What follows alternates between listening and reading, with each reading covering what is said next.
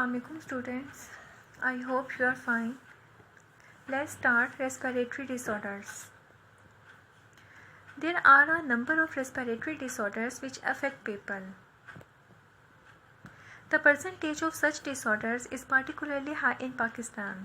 It is due to the more concentration of air pollutants not only in the urban but also in the rural atmosphere. Some of the important respiratory disorders are described next. Respiratory disorders कहते हैं सांस लेने में मुश्किल, ठीक है, मतलब आपको सांस ठीक से नहीं आ रहा और इसके अलावा दिल की बीमारियां हो सकती हैं, लंग्स की बीमारियां हो सकती हैं, ये रेस्पिरेटरी डिसऑर्डर्स में आती हैं। ये कहते हैं पाकिस्तान में बहुत ज़्यादा है। क्यों? क्योंकि पाकिस्तान में पोल्यूशन बहुत ज़्यादा है। और राइट, अब हमने देखना है कि ये कौन कौन सी टाइप्स हैं और उनकी मतलब किस वजह से वो कॉज हो रही हैं।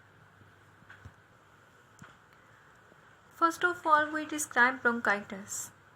ब्रोंकाइटिस ये निकले ब्रोंकाइस हैं, ठीक है।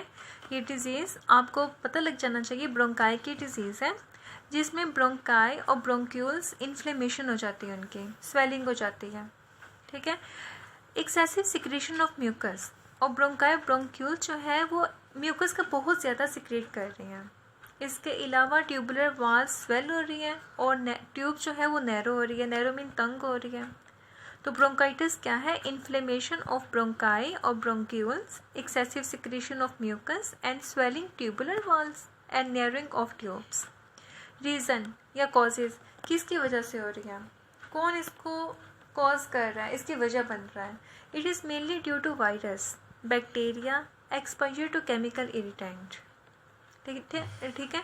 Chemical irritant mean tobacco smoke. Next, types of bronchitis. There are 2 types of bronchitis, acute and chronic. Acute मतलब जिसमें पेशेंट रिकवर हो जाएगा, ये 2 हफ्तों में पेशेंट जो है वो रिकवर हो जाएगा, कोई भी जो परमानेंट डैमेज नहीं होगा। लेकिन क्रोनिक जो है ये ख़तरनाक है, ये 3 महीने से 2 साल तक रह सकता है, ठीक है। अब हम इसको बुक से रीड कर लेते हैं। Bronchitis is the inflammation of the bronchi और bronchioles. It result in excessive secretions of mucus into the tubes, leading to the swelling of tubular walls and narrowing of tubes. It is caused by virus, bacteria or exposure to chemical irritants, tobacco, smoke.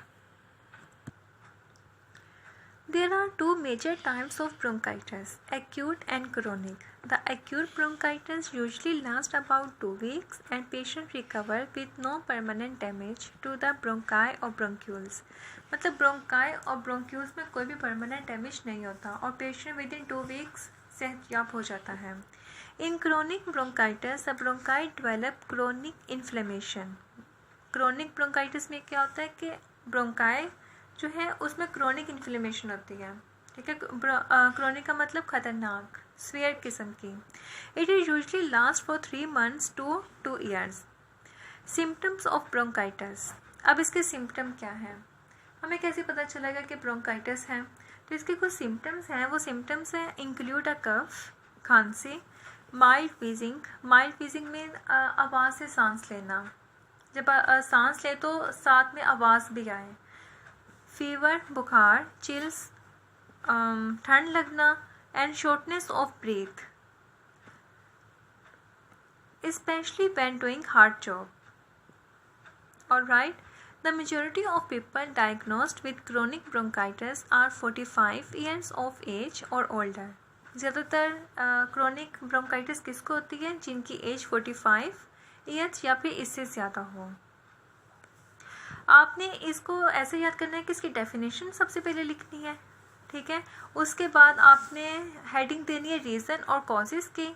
Next heading आप use करेंगे types of bronchitis and last पे आपने इसकी heading देनी है symptoms की, ठीक है। Second respiratory disorder is एम्फिज्मा। एम्फिज्मा is the destruction of the walls of alveoli.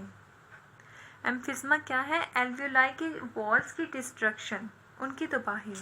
Alveoli क्या था? सैक लाइक स्ट्रक्चर था, लंग्स में पाए जाते हैं, जहाँ पे गैसेस एक्सचेंज होती हैं, ठीक है। It results in larger sacs but with less surface area for gases exchange. अब जो सैक्स थे वो क्या हो रहे, लार्जर हो रहे हैं। जब सैक लार्जर हो जाएंगे तो गैसेस एक्सचेंज करने के लिए जो एरिया है वो कम हो जाएगा।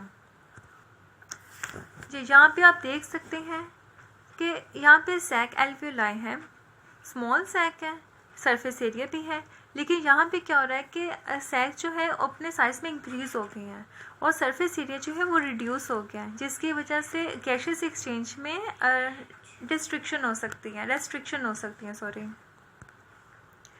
It result in larger sacs but with less surface area for gases exchange as lung tissue breaks down.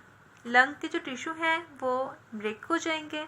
The lung do not come back to their original shape after exhalation. और जो फेफड़े हैं वो exhale करने के बाद अपनी दोबारा शेप में वापस नहीं आएंगे। एक्सहेल मीन हवा को एक्सक्रीट करने के बाद, अपनी बॉडी से एयर को एक्सक्रीट करने के बाद अपनी ओरिजिनल शेप पे वापस नहीं आ सकेंगे। सो air can not be pushed out, air pushed out नहीं होगी and is trapped in the lungs, और वो एयर ट्रैप होती जाएगी, लंग्स में इकट्ठी होती जाएगी। अगर हम इसके सिम्टम की बात करें तो इसके सिम्टम में क्या है? शॉर्टनेस ऑफ ब्रीथ, सांस की तंगी, फैटीग, थकावट, recurrent respiratory infections and weight loss. By the time the symptom of emphysema appear, the patient has usually lost 50% to 70% of his hard lung tissue. जब एम्फिज़मा का पता चलता है तो पेशेंट 50 to 70% अपने लंग टिश्यू को खो देता है। The level of oxygen in blood may get so low. Oxygen का लेवल ब्लड में इतना ज़्यादा कम हो जाता है that it cause serious complication, कि वो सीरियस कॉम्प्लिकेशन कॉज करता है, ठीक है। तो आपने इसको भी वैसे याद करना है। सबसे पहले डेफिनेशन लिखेंगे, उसके बाद उसकी रीज़न, कॉजेज़ और सिम्टम। Thank you.